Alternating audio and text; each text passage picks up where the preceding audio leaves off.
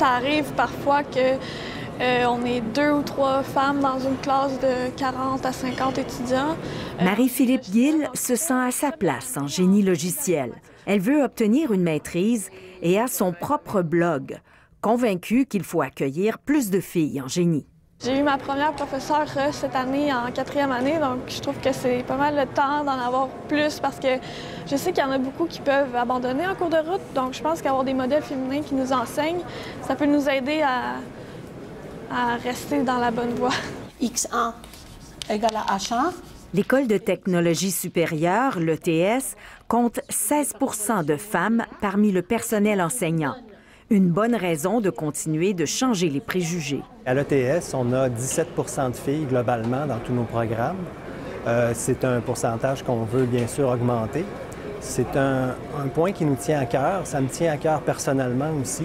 J'étais moi-même présent le 6 décembre 1989 à l'École polytechnique. Le génie chimique qu'il étudiait à l'époque intéressait déjà plus de filles que d'autres disciplines du génie. Je vous dirais, il y a une prise de conscience de l'importance de la diversité dans notre société qui est globale, qui dépasse le simple cadre des femmes en génie. Des équipes plus diversifiées vont être plus créatives. Ils vont avoir plus le réflexe d'aller vers des professions de médecine ou dans les soins de santé, puis ils ne voient pas nécessairement la possibilité en génie, alors qu'il y en a plein. Moi, j'ai des amis qui travaillent, qui ont fait du génie mécanique, puis qui travaillent pour des implants pour les genoux, les hanches. On est vraiment dans le caring.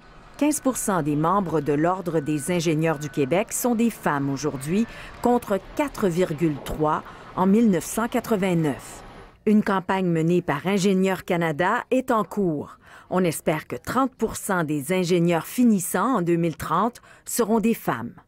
À l'École polytechnique, la proportion d'étudiantes dans les années 80 avoisinait les 15 %. C'est 28 % aujourd'hui. Le groupe des ingénieuses soutiennent et informe les étudiantes de l'ETS. J'ai assisté dernièrement, c'était une conférence sur la négociation salariale.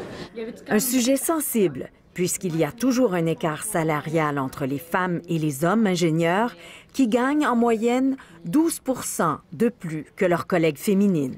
Ici Anne-Louise Despatie, Radio-Canada, Montréal.